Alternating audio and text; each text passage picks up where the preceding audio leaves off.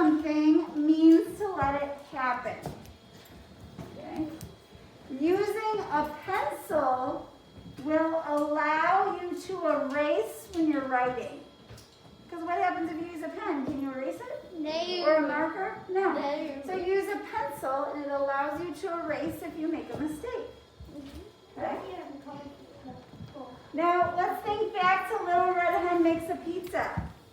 Even though her friends don't help her make the pizza, Little Red Hen will still allow them to eat it. Remember? She still let them eat it. She allowed them to eat it. And then they were helpful in the end. Okay, let's look at the next vocab word. Ooh, look at those friends at school. They look excited. Do they look excited? It starts with an E. It's energized. You say energized? Energized. There you go. When you feel energized, you feel awake and ready to do things. Do you feel energized today? Yeah. No. Adrian, if you feel energized. You had 3 days to relax and rest, so hopefully you're ready to go and energized. The children 100 days for school. feel energized and want to play for hours. And yes, Jackson, raise your hand. That was a good one. They're probably Energized by the 100 days of school. for the 100-day school. Are you energized for tomorrow for the 100-day school? Yeah. Oh yeah, we'll have our snacks, our shirts, lots of fun activities. We're going to be nice and energized tomorrow. I have lots of Jack Hartman songs too for tomorrow. Maybe we'll do one today. And our last vocab word before we start our story is inspire. To inspire something, excuse me. To inspire something means to cause it to happen or be created. The stories inspire Sarah to want to travel to space. So inspire, there's that word up there. I-N-S-P-I-R-E, inspire. Okay, so we're going to see those words It's creepy in space. this week, throughout the week. And we're going to go back. We're going to read a story called Ish. Raise your hand if you saw this story maybe last year. No. Or before. Does anybody have this story? Ish. Johan, do you have this story? Yeah, you do? Awesome. Wait, no. Does anyone remember the story from last year? No.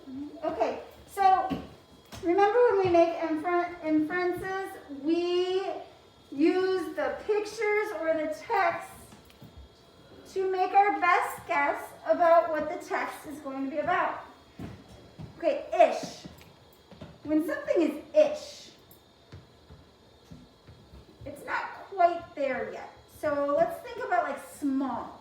Think about the word small. You could say it's smallish. Bigish. Okay. It's just another way to kind of say a word here. Let's see. How about if I say babyish? She's a little babyish. Okay. So ish. When something is ish, we mean it's kind of a certain way. So now if you look at the story, the title probably means we're going to read about something that's kind of a certain way, but not exactly that way. It's ish. Okay? So we can make an inference about what do you think the story is going to be about when we look at this. We're going to make a prediction. We're going to look at some of the pictures as we go through.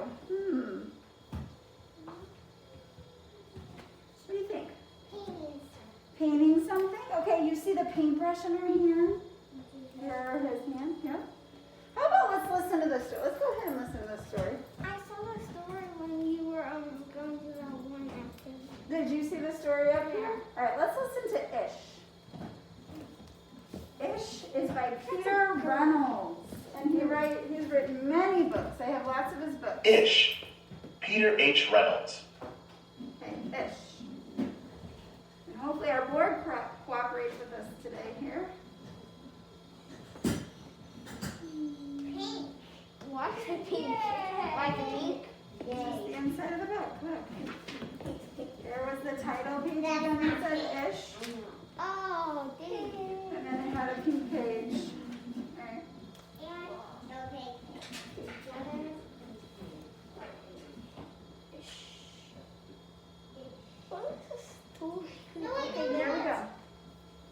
Ramon loved to draw. Hey, look. There's Ramon. Love to draw. Anytime, anything, anywhere. Oh, look where he is. In the Anymore. bathroom. That's silly. He's in the bathroom drawing. One day, Ramon was drawing a vase of flowers. His brother, Leon, leaned over his shoulder. Leon burst out laughing. "What is that?" he asked.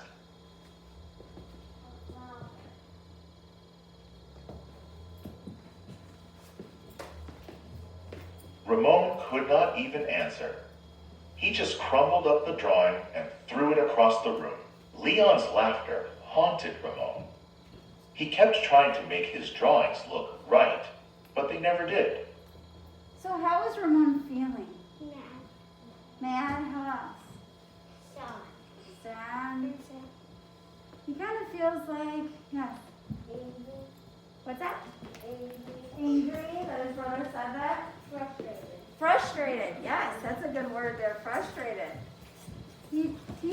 His brother kind of brought his confidence down. He loved to draw. He drew all the time. And then when his brother said that to him, it made him feel down on himself. That's a girl, I think. After many months and many crumpled sheets of paper, Ramon put his pencil down. "I'm done." Maybe he's It's a boy. feeling. I said his brother in the story, so we know it's a boy. Marisol, his sister, was watching him. "What do you want?" he snapped. "I was watching you draw," she said. Ramon sneered. "I'm not drawing. Go away." Marisol ran away, but not before picking up a crumpled sheet of paper. "Hey, come back here with that." Ramon raced after Marisol, up the hall and into her room.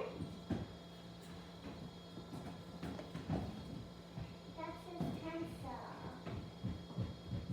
Me?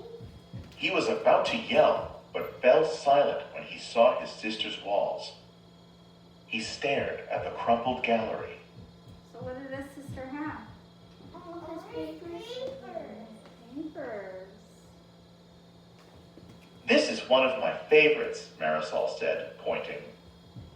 "That was supposed to be a vase of flowers," Ramon said, "but it doesn't look like one." "Well, it looks vase-ish," she exclaimed. There's that word ish. Face-ish.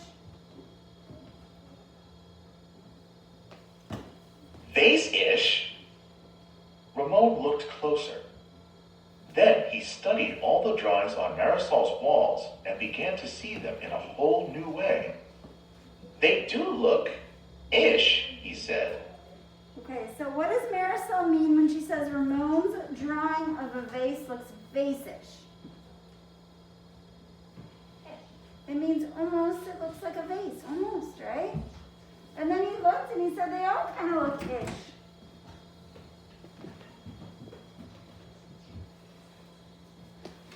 Ramon felt light and energized.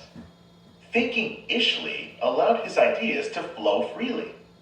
He began to draw what he felt, loose lines, quickly springing out without worry. What is he Well, now he's not worrying anymore. Now he's starting to draw. He's not worrying that everything has to be perfect, right? He's like, oh, it doesn't have to be perfect. I can do this. That's a lot of paper that he's trying Ramon once again drew and drew the world around him. Making an ish drawing felt wonderful. He filled his journals. Tree-ish, house-ish, boat-ish, afternoonish, fish-ish, sun-ish. Can you listen to some? Sky. A pizza? Ramon realized he could draw-ish feelings too.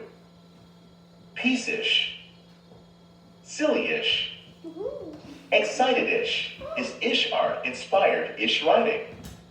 He wasn't sure if he was writing poems, but he knew They were poemish.